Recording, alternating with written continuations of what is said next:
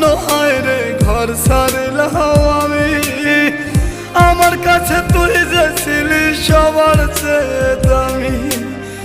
কত ভালোবাসি তোরে জানে ওই খোদা জানে, আপন মানুষ পর হইয়া যায় স্বার্থের কারণে।